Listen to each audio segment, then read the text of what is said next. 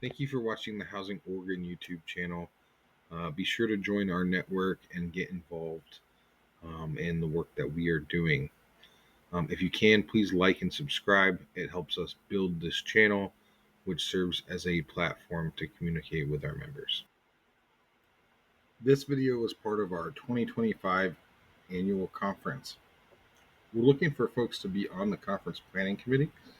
Please email info@housingoregon.org. Thank you, sir. Appreciate it. Hi, good morning, everyone. My name is Akasha Lawrence-Spence. I use she, her pronouns. I'm the CEO of Fifth Element. We're a community development and consulting firm that believes that communities should have the power to decide what happens to and for them in their name. And we do a lot of legislative strategy, policy work, but also implementation to ensure that communities have agency and that in this context, they have access to safe, affordable, and quality housing.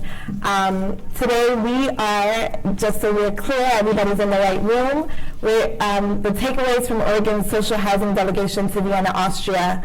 I am going to introduce our panel first, and then I'll get into our program and what we did, and at the end of it, you'll have an opportunity to ask this panel some questions.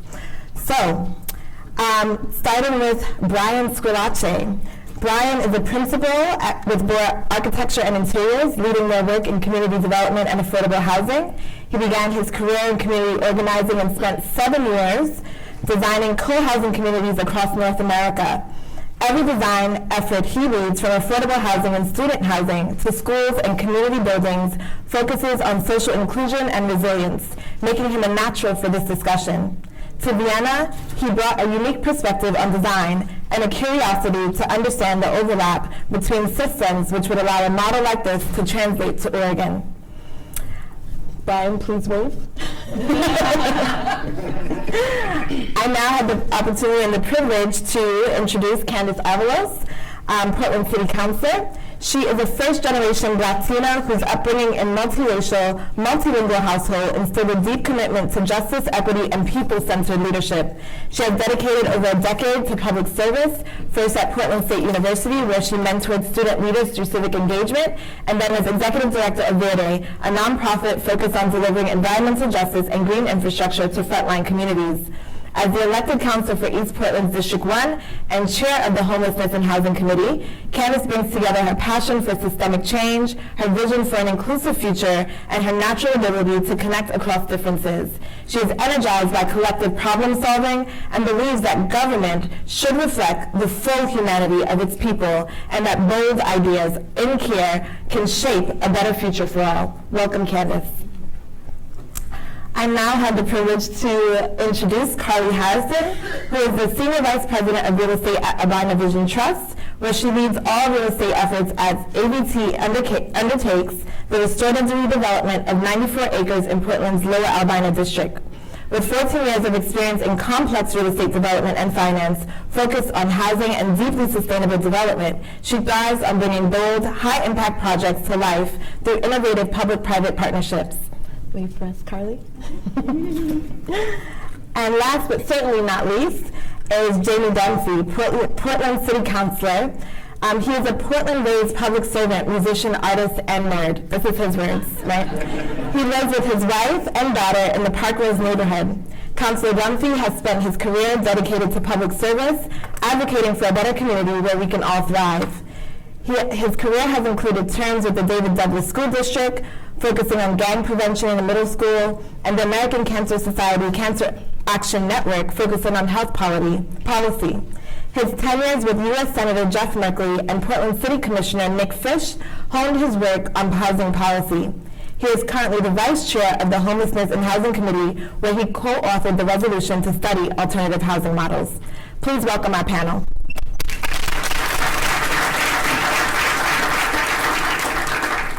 So a little bit of grounding on the Vienna trip. So it was September 7th to 12th. I just got back last night. My luggage has yet to arrive. And it was 3 organizers, myself, Again, from Fifth Element, Rebekah Markillie of Neighborhood Partnerships, and Beatriz Stambuk-Torres of the Urban Commons. The trip was for 6 days, and over 25 Portlanders from across the housing industry attended, including everyone on this panel. This picture that you see is from one of our days there, day 2. Oh my goodness, can I have tech support? I'm so sorry. I don't know. So I wonder where they are. Oh, there it is. Okay, beautiful.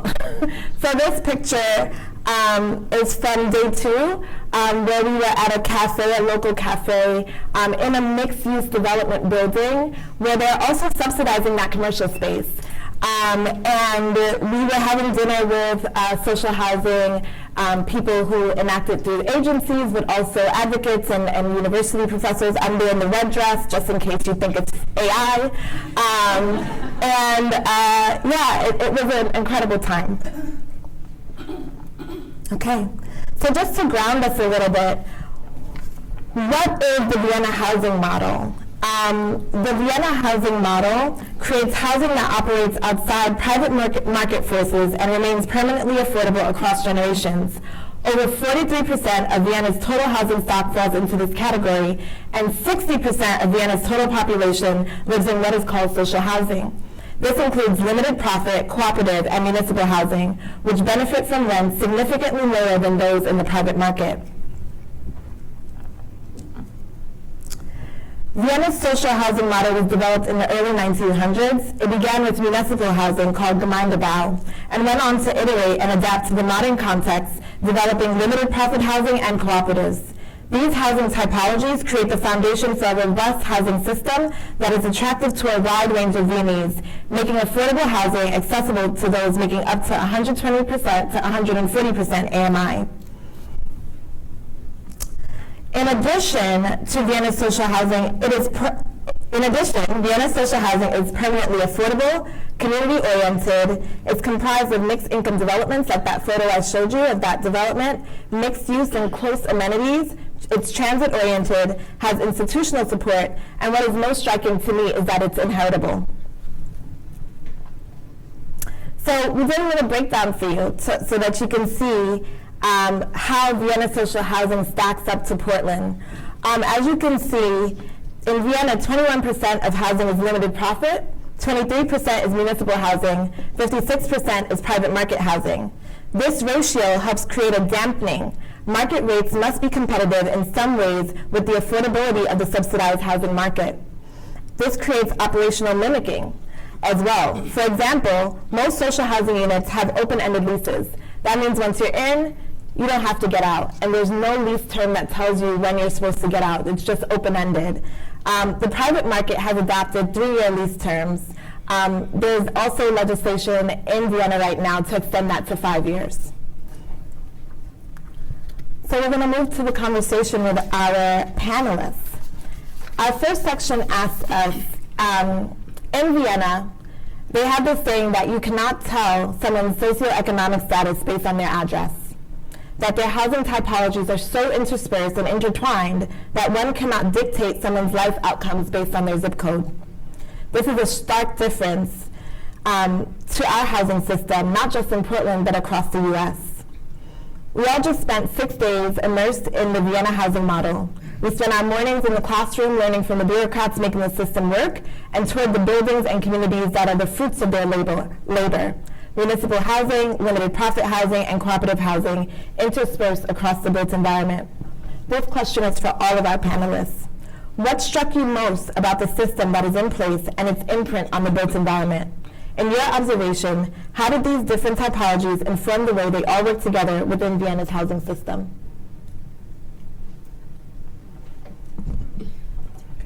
Sure. Hello, everyone.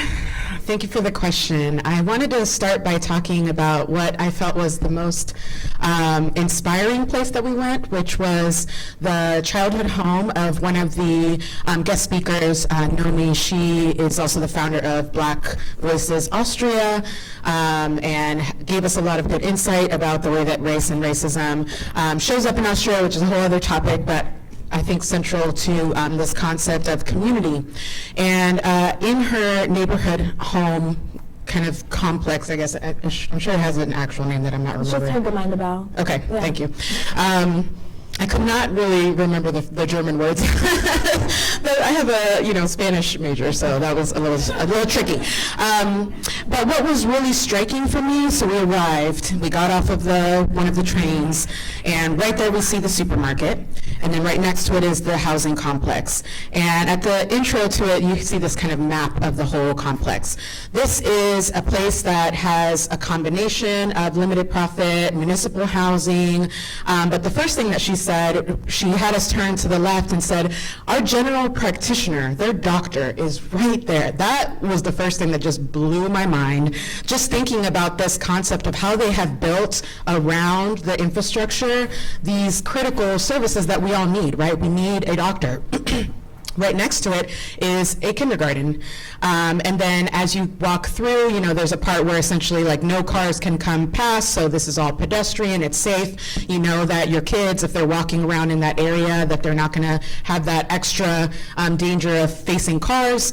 There were playgrounds and all dispersed around it. And everyone just really seemed to be in community with each other because, and she had mentioned one thing like, when you need a friend to run an errand, for example, like you maybe are sick and you need someone to get you some groceries or pick up your medications, it's also just more convenient for them to help each other because it's right there, right? So it's not like I have to go way out of my way and drive somewhere far to help my neighbor. I can help them with the infrastructure that's already built there. So the way that they kind of share amongst each other, kind of that responsibility of community was really impactful and was really noticeable in how they built the infrastructure around it. So that really left an impression on me because I know I've been talking about, as well as with other housing justice leaders, about this concept of 15-minute neighborhoods, and that's essentially what they've created, but they've also just built a culture around it being the standard, not the exception. Thank you, Candace. Good morning, everyone. Due to jet lag, I am going to use some notes here. Bear with me. I'm someone, as an architect who talks in pictures, and this is the kind of thing and the kind of place that can't be captured in pictures, right? And I don't know that I have the words for it today, but I think the value in us being there to experience this, and more people going to experience places like this, is exactly what it's going to take for us to build up the excitement and the political will and the support that we need. Experiencing this together, I think from our different lanes and lenses and professional expertise, allowed us each to just think a little bit differently about what we were actually seeing and kind of make that cultural translation, that translation to where we are sitting today and what that might look like someday in Oregon. I think I grew up in a small town where I had that, right? I had community around me. I think that most of us probably have a moment, a place we lived in our lives, an apartment building, a small town, whatever it might be, a block in the city where we actually knew our neighbors. That's not like a dream of the past there. It was people's everyday experience. And I think that that's what I saw as you're walking around these neighborhoods. We visited developments that were urban infill, adding units into attics. We visited 3-4 buildings that were inserted into the historic fabric of the city. We visited an entire new city that was built down the train line for 60,000 residents, being built in a little over a decade. So the scale at which we were seeing these things play out was just mind-boggling, and sets a high bar and aspiration, I think, for what we could accomplish. The patterns we were seeing were not actually foreign. This all sits at the intersection of policy and design and development and healthcare, as well as housing. And I think that the translation potential is everywhere in what we were seeing, what we were talking about. It was the same design patterns we're using, right? When you want to enliven a space, you don't put in bright lights and take away the add security cameras. You put in benches and new paving and shade trees, and you trust that if people love something, they're going to take care of it. And I think we just saw that kind of everywhere we went. Apartment buildings lining pedestrian streets. Those streets were activated by small grocers and bookshops and mailboxes and front doors to the buildings. You don't drive right into your building. You walk into it. You meet your neighbors. You see them. so far as in one development we saw, they were intentionally putting parking in to every third building, and every resident that moved in got a small hand trolley so that they could walk and get their groceries, right? So the intention was, it's a little less convenient to get your car. They were still building one-to-one parking, which I don't understand why, but they were prioritizing the pedestrian experience at every turn. It was just really intentional. Yeah. I think, Carly, if you decide to answer this question as well, and Jamie as well, talk about why it's so important that we went and saw it in person. That's great. Yeah, I mean, to add on to what Brian said and why it was important that we went, I think until you see the spaces that are just, they're so rich in livability. I mean, we know what it's like to have livable space that's affordable, right? And we know what it's like to not have it. To see playgrounds interspersed everywhere, even tiny little playgrounds, little hammocks for people to just sit and relax, and to see them activated with tons and tons of families and people of all ages interacting together that you know come from different backgrounds. It is such a beautiful thing, and it was just so, big pictures don't do that justice. You see that it actually works, and that some of these families are in these buildings, these homes, where people really have choice as to where they want to live. Tons of choice, and they are all affordable and livable choices. They have these choices where they want to create their homes and their families, and they can stay there for 5, 10, 15, 25 years, and they do. Not because they don't have other options, but because they've chosen this community. And when you see around you the buildings and the conditions they're in, the people and how they treat space, you can see that in the same way that we have, we have single-family home ownership as kind of an idealized version of our home, of our safe space here in the States. You can see they don't have that same idea because they don't have to. They have it in a rental model. There's also actually diverse other models that fit within social housing that are not just rental, and are also co-op models and kind of like a owner share, and we won't get into all the details, but they all have so much choice. And this model, especially the limited profit model that we'll talk a little bit later, they give such a really nice and rich and long-standing option to families, and it can still keep some of the private market development. It's just not the main thing over there.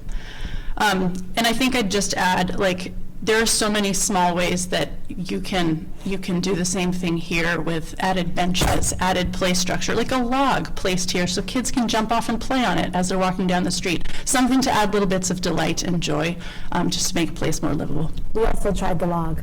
We tried all the playgrounds.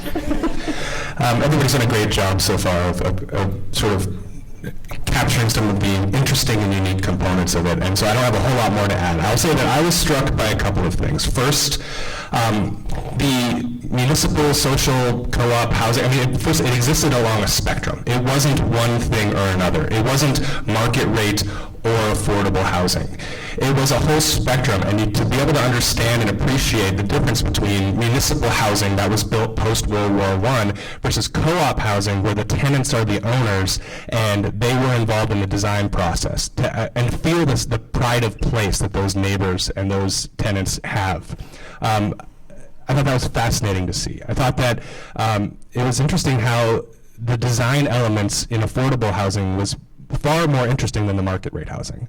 The use of wood and concrete and metal in an interesting way was far better than the market rate housing that was being used. And the access to the whole community, the whole need, the lack of a need for a parking space because you don't have a car, because transit is so unbelievably reliable, and the grocery store is right there, so you don't need to get a month's worth of groceries in the back of your SUV. You can get what you need for the week and walk back to your apartment. I thought that, to be able to be there and to be able to walk and experience and see children in every public space, and to see older adults aging in place and young professionals being able to afford the homes that they want to live in, all right next door to higher income earners and businesses. It was empowering. It was interesting in a way that we can very easily move in some of those directions and meaningfully change the living experience of people living in Portland. It was inspiring. Thank you so much, Jamie. This question is specifically to Brian and Carly. We spent several days touring and learning directly about limited profit housing associations.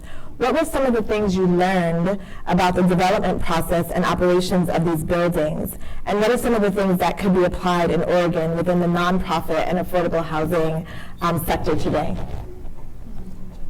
Yeah, I can start with the beginning of the process maybe and then hand it off. Yeah. So I guess I have noted, we saw development at all sorts of different scales, new cities down to infill. And with each of those, the effort was really led by the governments and by the city, by their equivalent of the Housing Bureau, in prioritizing what types of uses and activities they thought were needed in that site, in that location. And it was all done with a strong focus on social cohesion. They actually, as they release development RFPs or RFQs, they use what they refer to there as their 4-pillar model, a lot of which would be familiar to us. They focus on architecture and design quality, they focus on economics, and they focus on the ecology, thank you, environmental sustainability aspects. The 4th pillar is the one that I think we could certainly learn from. I think it's things that we're doing in small ways, but I think that formalizing what we want it to be within our culture would be an incredible conversation to have, and that's social cohesion. That's the intention to really build community, and it's a concerted effort that needs to happen not just within each development individually, but across the development. So if there's a master plan and the city is releasing multiple sites, they're working with the design and development teams that have competed for and succeeded in kind of getting each of those sites to plan collectively so that you don't end up with 4 coffee shops. So they distribute the bookstores and the grocers and the child care centers and the various community rooms, music rehearsal spaces, craft studios, wood shops, whatever it might be, throughout the neighborhood and throughout those developments. There's also economies of scale that building those partnerships between the developments has helped them realize in procurement.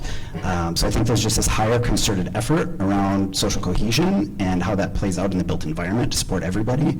That was really probably most fascinating to me in that effort. Those are great, and I'll kind of focus on more the development and the financing side a little bit. I think one of the biggest distinctions, and I'll talk more about the limited profit model, as you saw on the slide of the pie chart, it's about, I want to say 23% of the overall housing stock, so it's a lot, and it's more of what is currently being built there. And one of the biggest distinctions on how that creates affordability is it is intentionally designed for people of all income levels, from a lower floor, which is quite low. I don't know how it translates to AMI, but it's probably, I'd guess, in the 20% range, more or less, and then all the way up to about 150% AMI. And so that is, it's financed by a combination of different financial sources that include subsidy from the government at a very low interest rate, some private capital as well. But what is so unique about it is that it does create it allows for such social mixing of people from different backgrounds to live together, which is just such a beautiful thing that is so important, I think, for our social cohesion as well. In addition to that, they have what is the rent that is charged to tenants is based on what they call rent cost. And it's essentially the cost it takes to repay your loans over some not your loan, but the developer's loans over a long period of time, amortized, plus your cost to operate the building, determine your rent. And it's a very transparent process that's pretty fixed, but what it really allows is for tenants, residents, to understand and have transparency in what's driving their costs. They have, if their maintenance goes up, they can see that it impacts their rent. If it goes down, they can see that it decreases their rent, and that happens about annually.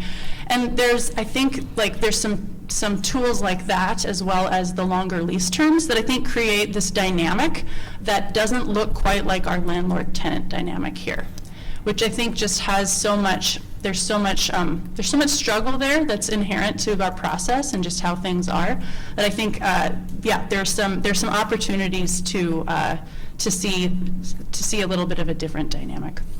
And then lastly, like Brian mentioned, the social cohesion that they emphasize, they kind of do similarly to us with resident services, actually, and it's part of the developer competitions that developers win these projects that include usually land and subsidy, so it's not too different from us. But it seems like they have more of a practice of giving tenants a bit more agency over certain decisions, certainly with the transparency I mentioned, but also like agency over the programming of community spaces, what goes in there, how they're run. And we certainly do that a lot here too with tenant councils, but they have a little bit more tools and structure, and I think also some cultural support that obviously that's taken hundreds of years for them to develop, but it can end in a really nice product for people, a nice home for people. Thank you, Carly. Both Carly and Brian started to mention this concept of social mixing that we heard a lot about while we were in Vienna.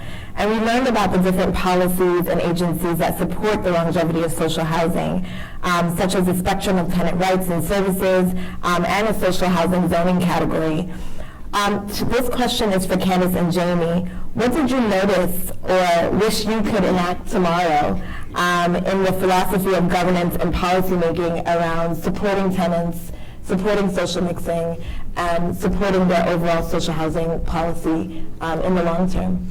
There were a couple things. The first was that they were much more intentional about who was going to be living in those spaces. There were very explicit call-outs for young families, for single mothers, for older adults who are downsizing, for students and for young professionals. Being very intentional with the built environment about how those people might use those spaces, and not trying to limit the lives of individuals to the four walls of their apartment, but rather to the entirety of the complex and how it's supposed to be used. Playground spaces were everywhere, right? I thought that was really, that's a policy choice. It's a policy choice to center the experience of the tenant in the housing that the municipalities are trying to get built. I also was struck by I'm trying to think of how to say it. The city had something to show at the end of the day. For a lot of these, there was an ongoing relationship between the government and the use of those housing. In municipal housing model, they're the owner. They continue to have the asset. That means it's not just a check going out the door and wishing it well on its way out. I think that's really important. I also, they, as Carly was starting to talk about, the policy is to center the work around the object rather than the subject. Thinking about the use of this as a community asset that's going to exist for 100 years, and the ongoing requirements to make sure that that asset is well maintained and well used and activated and thoughtful. Yeah, that's as much as I have to say about that.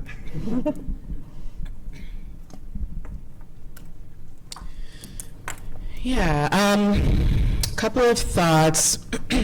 One thing that stuck with me too is the way that they talked about what people's needs are, and I think that's really key for us as we're starting to develop this vision, because they spoke about how younger folks and older folks actually have a lot in common. They're in a stage of their life where they need similar things as it relates to housing, and so that was interesting because then they're building in that framework, and that's a big part of the way that they build community and a shared responsibility. I really liked how there was a big emphasis on older folks having, they can mentor younger people and give resources, but also older folks need companionship, right? And so younger people could offer that to them too. So it was just very mutually beneficial. I'll talk a little bit about Wohnpartner. I swear, I just cannot with these words. So essentially, it has these three different components. First, they have a service that is about navigation, right? So because the government is responsible for managing these different housing complexes, they have the stock, right? They have the ownership of it. They can control better how they're managing people in and out of those systems. That's definitely a big gap that I know that we have here, just struggling to all get on the same page and having all of the providers using the same systems and metrics so that it gets easier, so that people aren't falling through the cracks. So they've done a good job of ensuring that there's no wrong door that someone can enter, and they can always point you to the right solution. That's the first part of it. The second part of it is they take tenant protections very seriously. And in our context, having, frankly, an industry, a housing industry that's just built on profit, let's just call it what it is, that is the biggest problem with our industry. The way that we need tenant protections is even more important for us, and is a big area that I'm going to be diving deeper into. Something where my office is already working on, but this has just really enumerated for me why it's a key component of how their system works. And so they offer things like free legal protections. They will go represent tenants. They'll fight with the landlords for the tenants, and this is the government fighting for the people. And so the commitment that they have to resources to ensure that people are not being exploited, that they have a way to fight back, was really key. And then the third thing. And that tenant protection also extends to those in the private market. Correct. Yes, so everybody has access to the tenant protections regardless of what type of housing you live in. And then the last thing was essentially, we're talking about social mixing, we're talking about the culture that they create, and that requires a level of conflict management, right? So they have this whole other system where they help deal with neighbor disputes, right? They help work through the kinds of conflicts that in our culture result very quickly in eviction, right? Here we don't want to solve problems. It's like, you're a problem, you're out. And they're trying to resolve it because they know that the problems that arise between maybe two neighbors are deeply rooted, right? Even though I mentioned, right, the whole like younger people and older people, they said, and despite that, older people are always complaining about the kids screaming and, running around, but they, not in a way where it's like, oh, like we have to get rid of them, but it's just a natural human to human conflict, right? Of course, if you're like trying to relax in your home and someone's screaming out your door, you're probably going to get irritated, right? But in their culture, they really prioritize solving those conflicts, getting to the root problems. So they have this navigational service that can provide that. And also connect them to the things. And I really zeroed in on this because I asked them because in our culture, people just call the police on each other, right? People are constantly calling the police. I actually wrote a column a few years ago that was titled, "Stop Calling the Police and Call Your Neighbors Instead." And I feel like this was that concept in action. And so, of course, they were like, any kind of dispute that it has violence or whatever, of course, that would require some kind of a formal police response, but 90% of them don't. And so they really prioritize not escalating things so that they can lower the temperature, keep people stable, get to the root cause, get to the solutions, and then they can continue to live amongst each other in harmony. So those three components of the way that the government intervenes to protect tenants and to ensure their collaboration instead of their ostracization was really key. Thank you so much. I'm going to ask our panelists to start to condense your answers a little bit so we can get through. So the next section we're going to talk about is that the fact that Vienna really puts most Western cities to shame. They're developing 7,000 new units of housing every year. Because of strong institutional backing and several dedicated departments at the city to support these areas of work. They also have a robust housing preservation system. In contrast, preserving and maintaining our existing affordable housing stock has been incredibly challenging here at home, in Portland, and across Oregon. This question is to Brian and Carly. How does our design, RFP process, and the preservation of housing differ from Vienna, and how are they similar? And what are some of the takeaways you feel we should bring back to our Oregon context? Yeah. So in many ways, like I mentioned, they're really similar with the RFP process itself. It's, it's a developer competition, and you compete for with a concept with a team, and then you execute on it. And in exchange for the winning proposal, you get to have the land at like pretty much low cost, and then city funding to help support it. And then you bring together some of the additional capital that's pretty risk-adjusted capital, I'd say, with maybe some credit enhancement. And then, so that part's pretty similar. The differences, though, are pretty big in that here, our government subsidy is only going toward low-income housing. And because of financing sources, it essentially means that we have low-income housing buildings and market-rate buildings. And it is really hard to mix them. I know I've tried. Sometimes it works, and sometimes it's way too many legal documents. But I think that's something that if we can figure out how to make that different, we can do a major service for the community here. The other one is, for us here, we do rely intentionally as a choice for private market development and private capital really to finance housing. And most of that is because there isn't currently any other resource, right? Because even with affordable housing development, we're resource constrained between LIHTC at the state and then municipal funding as a gap filler. But it is kind of a choice to do that and have private capital be the one to drive all of that, which we know what pencils and is only the highest rent.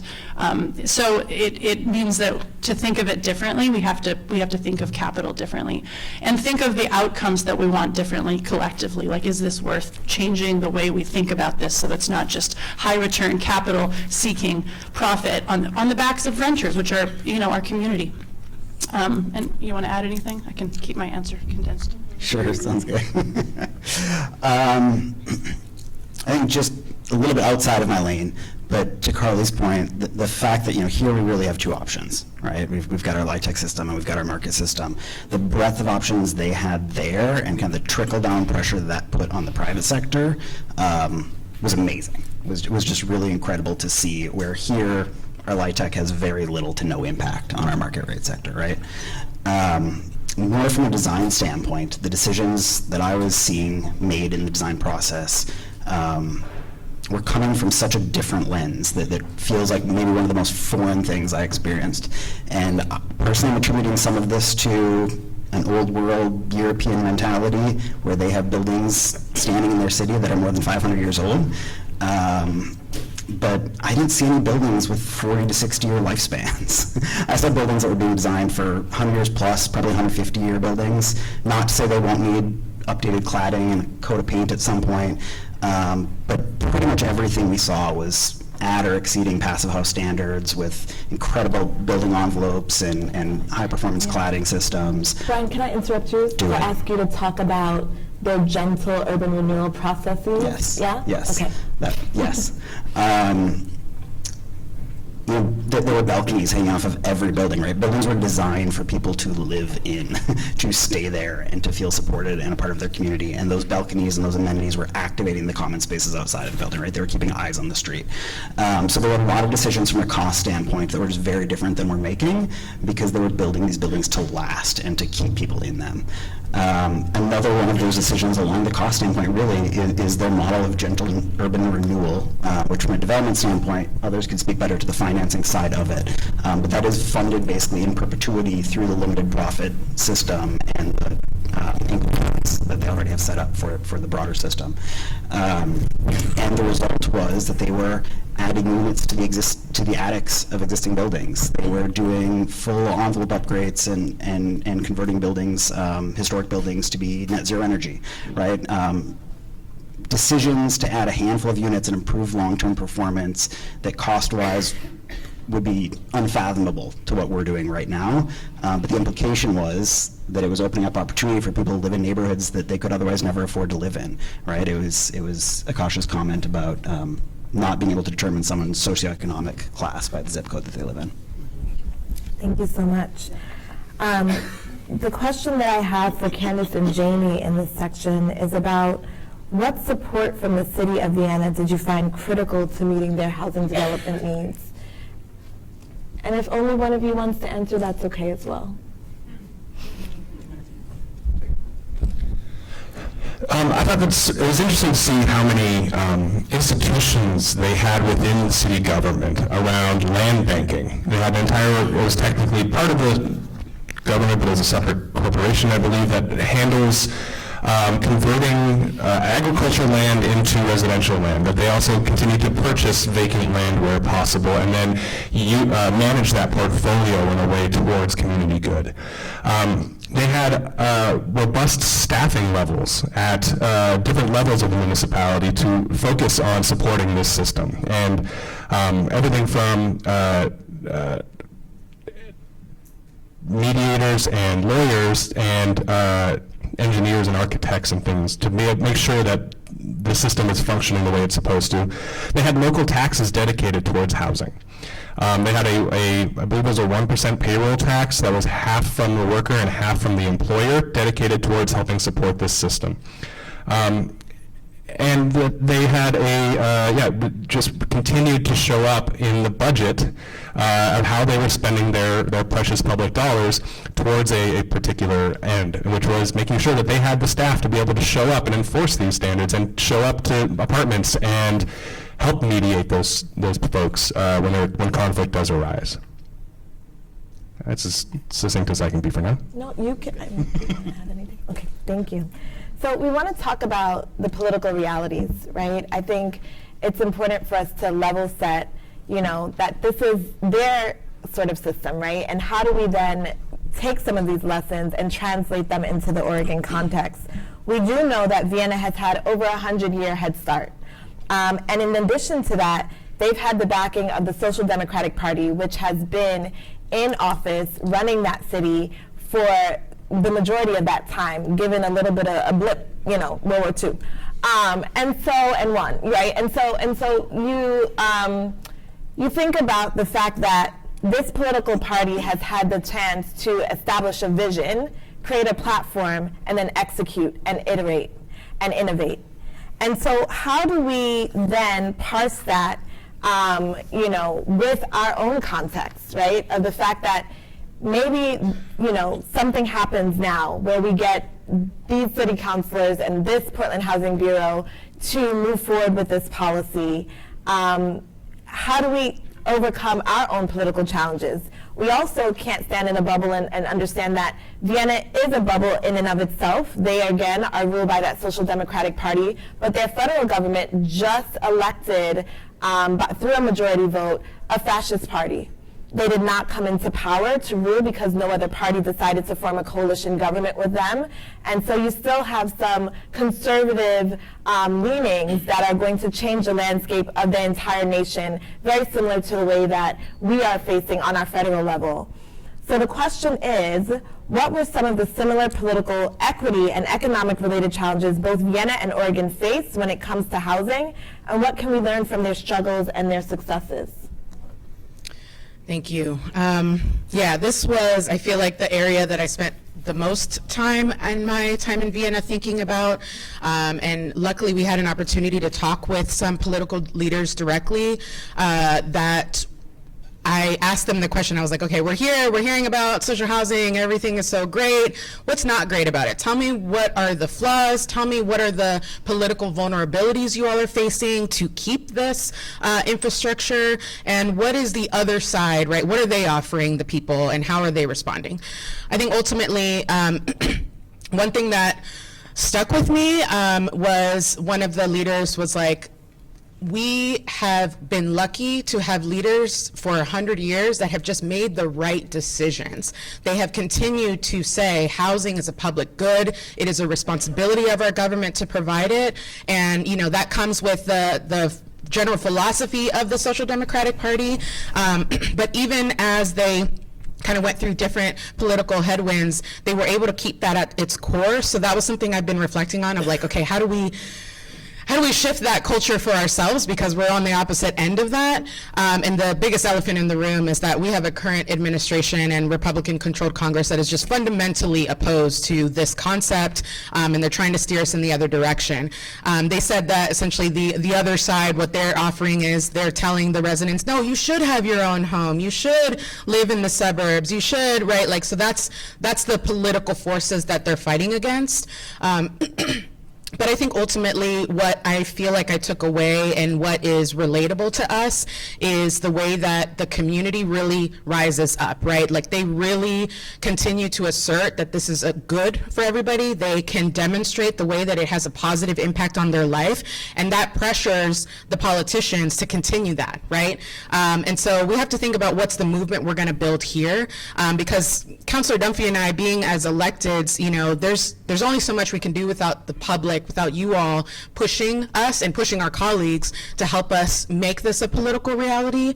And I think ultimately, you know, what they were saying too was that you have to really build on the momentum and continue to make the case about why things work. And that's something that we struggle with, of like communicating when we make these big changes, why it's working. I think we're constantly facing that, but it was comforting to hear them say that they also have a right-wing media that's constantly, you know, jumbling up their ideas and trying to trick the people into not wanting this public good that everyone agrees they want and need, but they're fighting those political wins too. So all of that is to say that I think we, one of the things that one of the participants that went with us kept saying was, this is our 1919, right? They were like, this is our chance. It's like, okay, we're at step one, maybe. In 1919 was when they had their first, you know, elected social democratic rule, and then it went from there. And so we're kind of in that mindset of like, we have to start somewhere, and I think this is the place to start to shift that political wind. Thank you, Candace. And this question is for everyone, if you want to answer.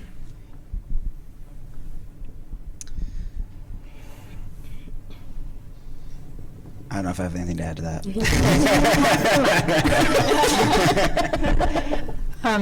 The question was about like shared challenges and and opportunities, right? Yeah. So I do think there are some low barrier opportunities that we could test out here, and I'm curious if anyone's done this already, and then could talk to me to give me some wisdom. But some of those are like, can we align culture and documentation and contracts so that we're framing this more as framing leases more as a home and a community that people are investing in? So can we do longer term leases with maybe 90-day notice provisions, even in LIHTC housing? I don't know the answer, but if anyone knows it, come tell me, because I'd love to try it. Can we include the same kind of, you know, rent adjustments every 12 months, just like we typically have it, but something that kind of communicates, you're here, you can stay, this is your place, and I want to give you the tools and support to invest in it. And then similarly, you know, it might be interesting to explore just ways that you can involve tenants with a little more agency into their building. And again, I know a lot of amazing developers and owner and operators are doing that already, and resident services providers. So just learning more from each other and how we do that.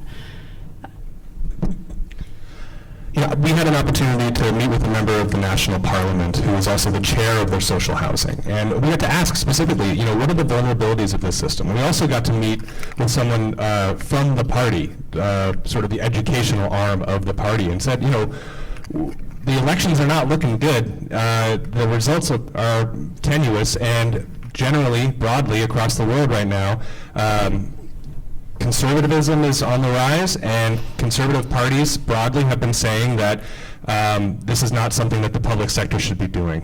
We got some very candid responses that saying, yes, if the conservative parties displace the Social Democrats, they'll sell off the stock the way that they did in Germany, in the UK, that they're being explicit about it, that this is a political thing.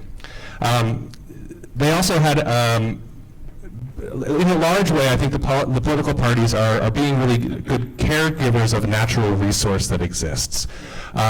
Their great-grandparents made some really good choices and investments, and they've done a good job of maintaining it. But just like with the national forest, somebody can come in and cut down all the trees.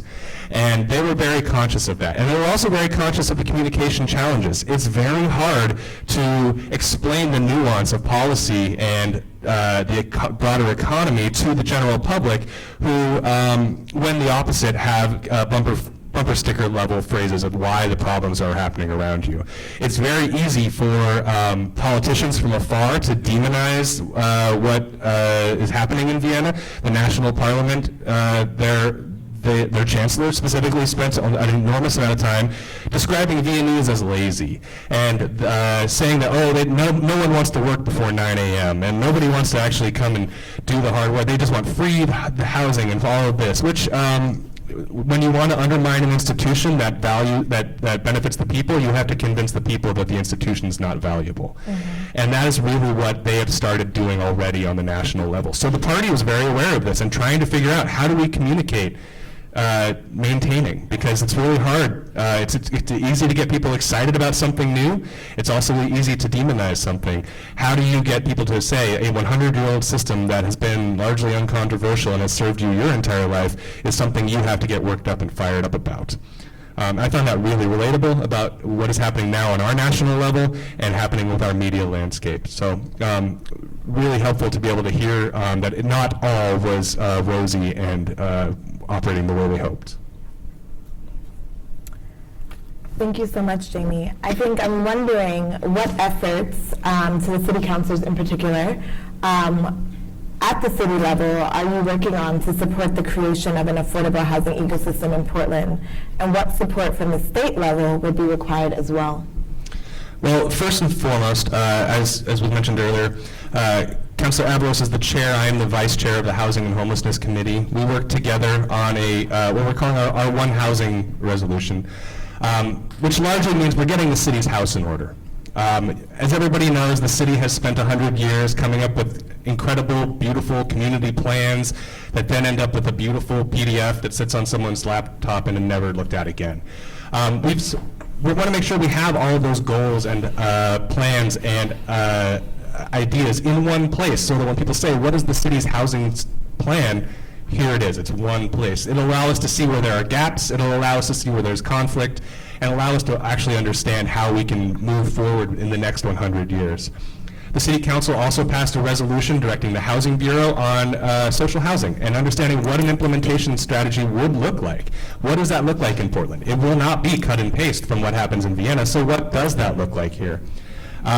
We have been working on futzing on the margins with a lot of things. Permit reform, suspending SDCs. We're having some conversations about design review and things like that. But also, we need to be thinking big. We have some opportunities in this community to dive deep, because we're about to have 6 new TIF districts, which is where we're going to be able to spend any money in the near future on building affordable housing. How do we use those dollars in a way that's been done differently so that we don't end up with some of the same failures that TIF districts have given us in the past? Councilor. Yeah, a couple of things that I took away as tangible areas of policy that we need to work on right away. Land banking is a big one. There's a discussion we're going to have at council tomorrow, and Councilor Dunphy pulled something off the consent agenda so we could talk about possibly making some policy around not letting go of land. The consent agenda item is selling our land or whatever. I don't remember the details, but the point is that we have an opportunity right now to take good inventory of what we have, keep it, preserve it, and have it ready for when we can put these things in motion. Second thing, tenant protections. Like I said, we absolutely must increase and enhance those. We've had some good strides in recent years, and there's a lot of ways we can continue to strengthen that. And then lastly, progressive financing. Up in Seattle, they recently passed a tax to fund social housing, and the people against it spent over $700 million against it, and they still lost. So I think that's a really good sign that there are people that are ready. They understand that the wealth inequality has just gotten way away from us in this country, and the only way that we're going to be able to build our future is by making people pay who can afford to pay for it. So those are kind of the 3 main things that I'm going to be looking into policy-wise to see how we can push this idea forward. I can't imagine if they spent that $700 million on actually building some housing, where we would be, but that's another topic of discussion. The city of Vienna is a city primarily of renters, and the truth is, so is Portland, right? And this works in Vienna because tenants living in affordable housing are offered unlimited leases, as we discussed. And one of the things that are markedly different in their system than ours is that their incomes are only checked upon entry. So one time.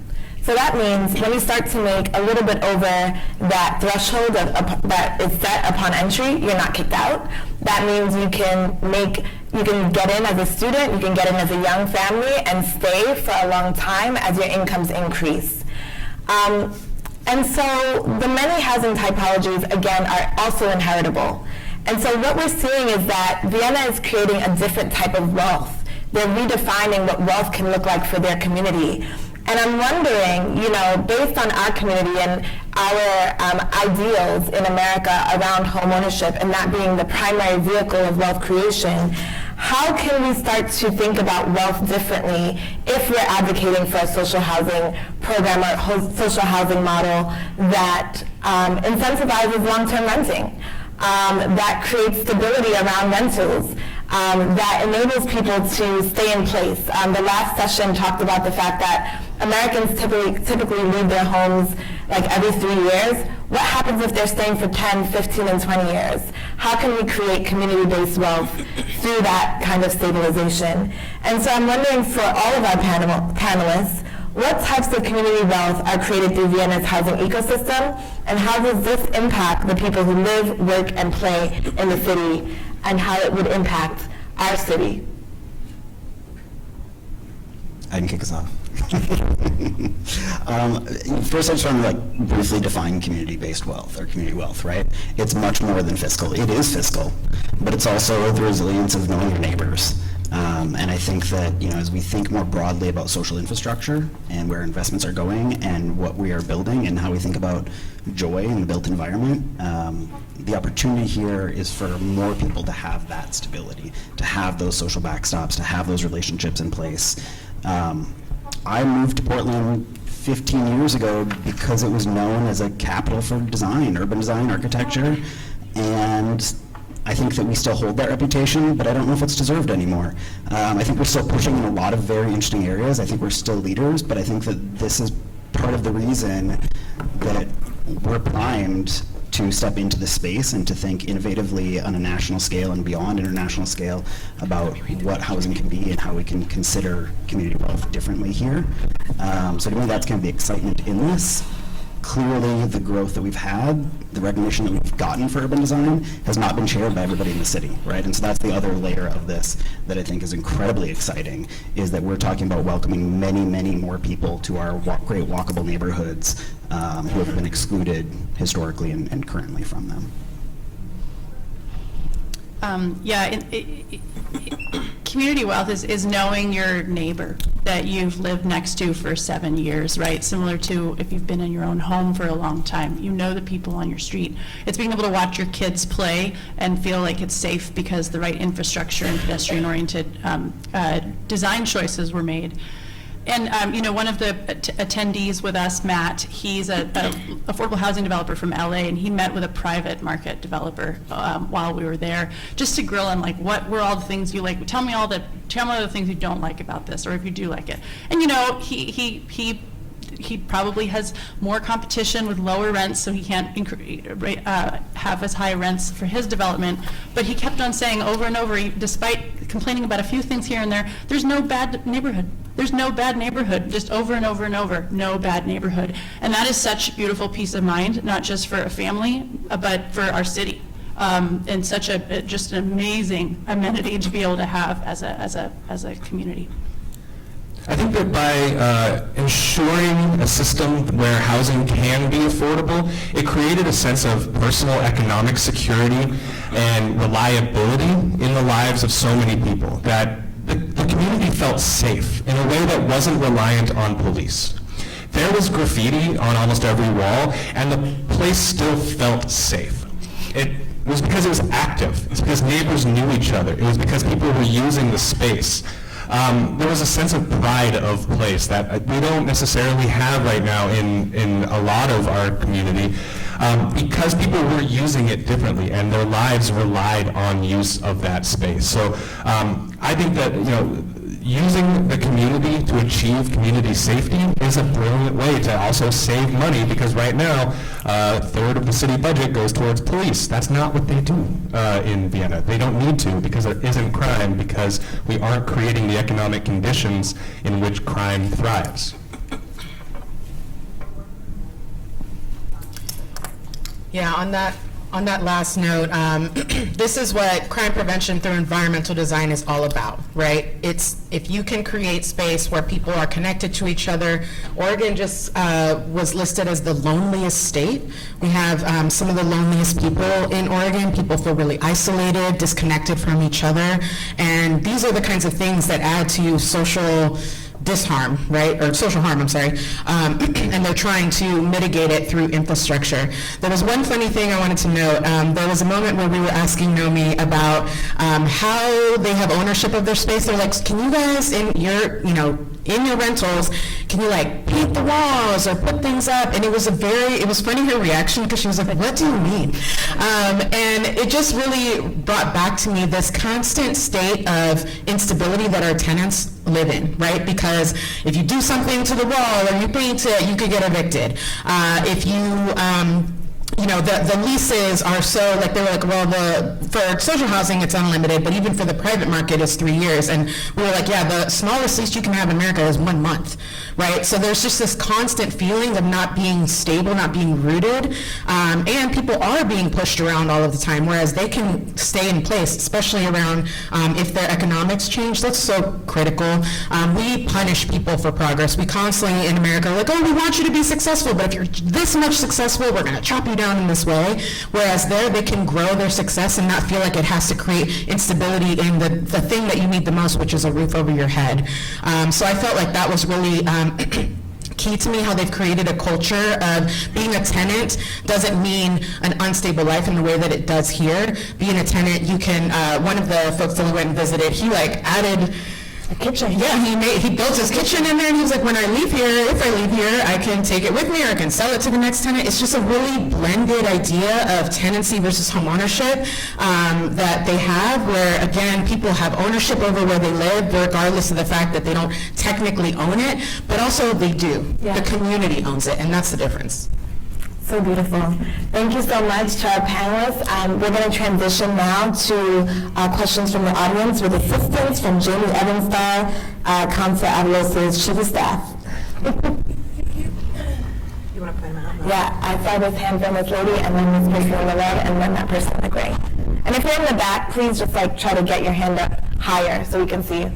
My question is not about how many people live in social housing, but about how many people are connected through family members to social housing. Because it seems to me like a lot of people are paying for it because it's part of the system that people pay for in their government, but that a lot of families must benefit from it, either because they have kids who are able to use it or because their parents, they don't have to worry about where their parents are going to live. And I'm wondering if there's a number connected to that concept. I mean, I would say that one of the things that was striking about the data, we kept asking for data, and to be honest, they were like, oh, we don't know, sometimes, right? But I will say, one of the things that we did on the tour and we prioritized were resident stories, right? And so that's where Candace is talking about going into one of the residents, people who grew up in Gemeindebau and now live somewhere else, going to their home and seeing it. We literally went into people's homes and toured that, right? And toured where they grew up and, all of that. And one of the things we found was one of our residents, Shirag, he grew up in a Gemeindebau. His mother still lives there. Him and his brother had moved out. The parents had gotten divorced. The mother still lives there. And, we said, well, do you think your mother would want to downsize or leave that unit? He was like, well, her rent is basically almost the same as when we moved in 25 years ago. It was about 625 euros a month. There have been moderate increases, of course, for maintenance and things like that. But they see it as a gathering place, right? When they come back from where they live, they can all gather there and stay there and live there, right?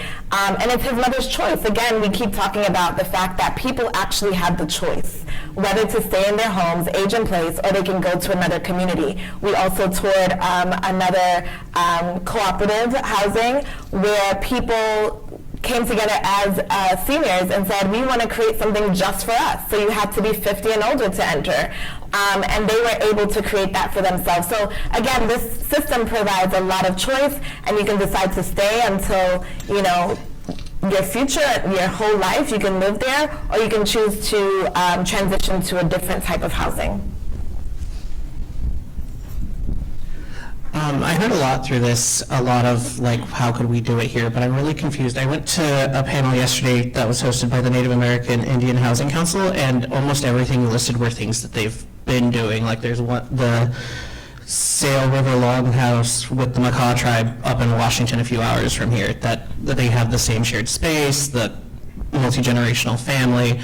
I just find it very strange that, like, you know, there was a room half this size with a quarter of the people talking about the same issue that's happening here that you guys went to another country for, when we have indigenous populations doing the same thing here that, I mean, I study and am part of indigenous populations and didn't know it existed, so I'm just curious why there hasn't been more effort to kind of look into other cultures that are here. Can you pass the mic to, Jamie, can you pass the mic to Kenneth? Yeah, thank you for that. And I was talking with somebody yesterday too about a complex here in Portland that I'm not going to remember the name of, but also has some of the similar concepts. But I think for us, what was key and the difference is the government's role in it, right?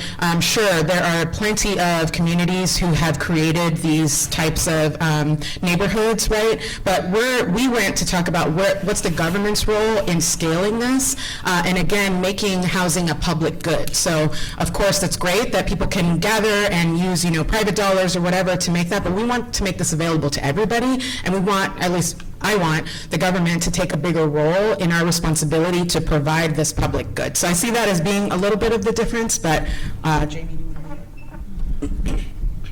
Yeah, I think that there are an incredible number of great examples around the states that we can learn from and should and will. And I tell you now that I will go learn what has happened in this tribal community, what's going on in Seattle, what's going on in Chicago, what happened in Austin when they are now apparently overbuilt and now rents have gone down, but development has gone down. I want to know all of those things. But also for me, it's about setting generational best practices for the next 100 years as a government that is at a point where we are at a city roughly 600-something thousand people, estimated in the next 30 years will be over 1 million people in the city, and what can we do for my grandchildren to now, as a government, learn from those best practices, learn from places that have already tried and failed, and other places that have tried and succeeded, to be able to grow, and what we can lay as that foundation for that 100-year journey.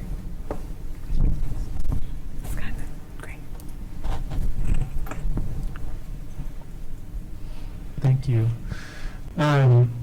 Slightly different direction from this question. I'm thinking about all the takeaways that you've shared that are at the sort of legislative or policy-making level, or at the level of folks who are in that sort of planning class. And I'm wondering, I live in Park Rose, and I live on a street that doesn't have sidewalks, and I live in, you know, single-family residentials, large or funky-sized lots. What can I do now with the power that I have now in the place that I live now to prefigure this?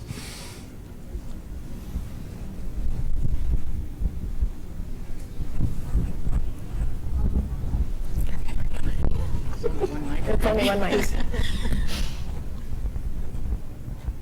I think the way I would answer that is one thing that we noted, we asked them about what community engagement looks like and how they engage people in, like how the government communicates and gets buy-in from people to do the projects that they do. And this is something that I think we struggle with in our country in particular.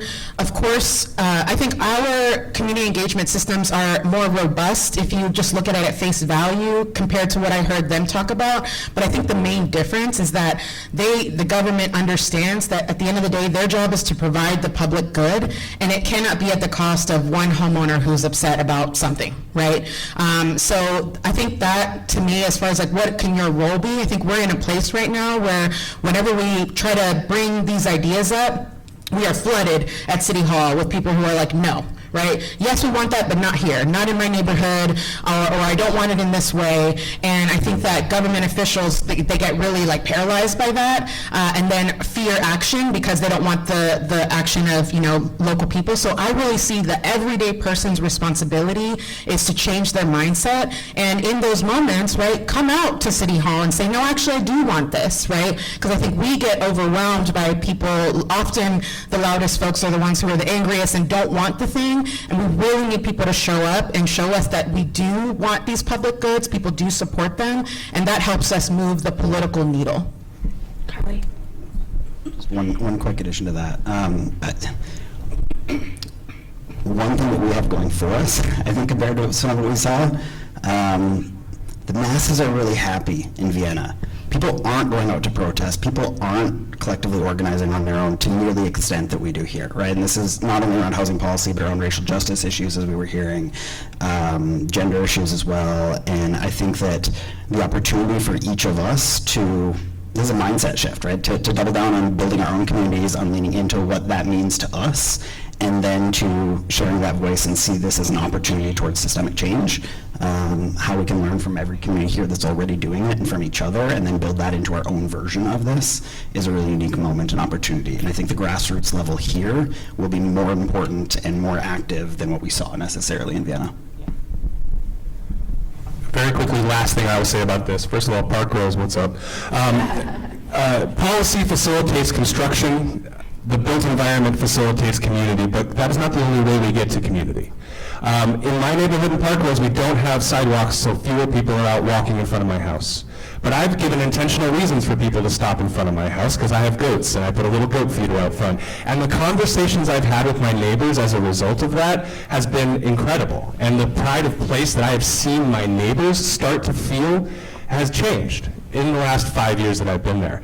We can start building that community now, because if we continue down the path we are, where everybody is inside watching Netflix by themselves, and we build the world's best community-focused housing, and there's nobody ready to use it, then it will fail. The more sequestered we are right now, the less chance these things will be successful. But if we can embody that community spirit now and go out to the park and be around other people and go to the local coffee shop and frequent the sandwich restaurant down the street, those things lead towards opportunities that we can then come back with policy and dollars to build on that. And it doesn't work without all of us. None of this works unless all of us are actually moving towards the same goal, which is a community we're proud of and we feel safe in. While you get to that lady in the blue, I do want to make a comment that there are people protesting, right? Vienna is not a utopia. There are Black Lives Matter protests. There is still police brutality. There are still, those tensions and frictions that we see here at home. And people still have a home to go to, right? So it plays out a little differently, but it's not a utopia, and I don't want us to walk away and think that it is. And translating it to our context, when we do have racial division, when we do have things and healings that we need to do, is going to be a lot different than how social housing and community engagement gets rolled out in Vienna.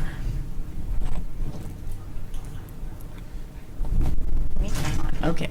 So I wanted to clarify the social housing that we're talking about, the three sectors. Is it a public and private partnership? And then secondarily, so in every case, it's public and private, or is it, or any of them?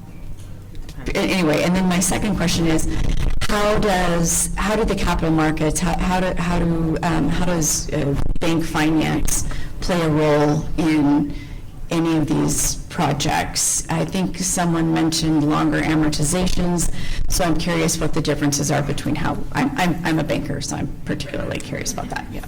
I can take that one if you want to bring the mic over.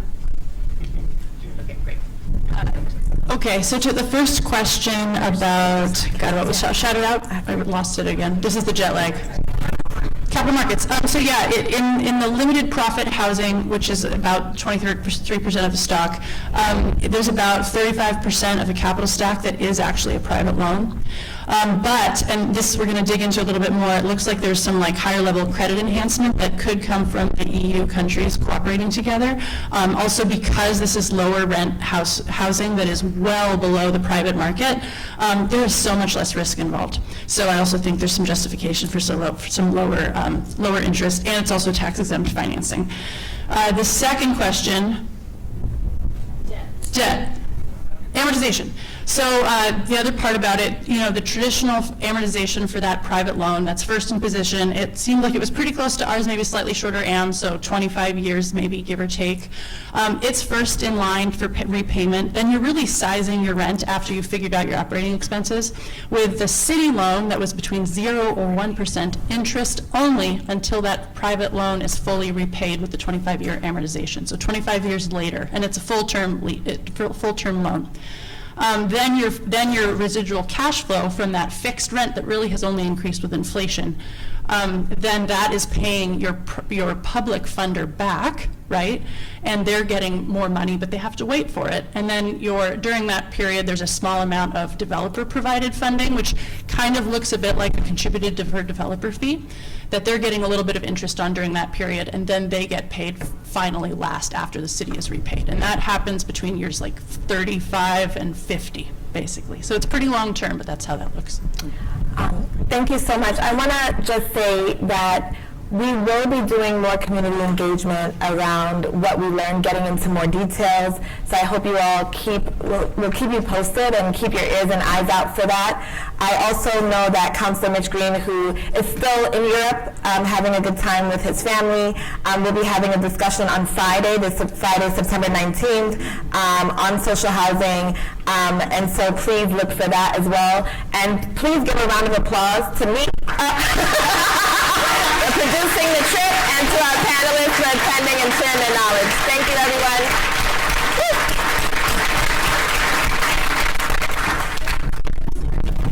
Thank you.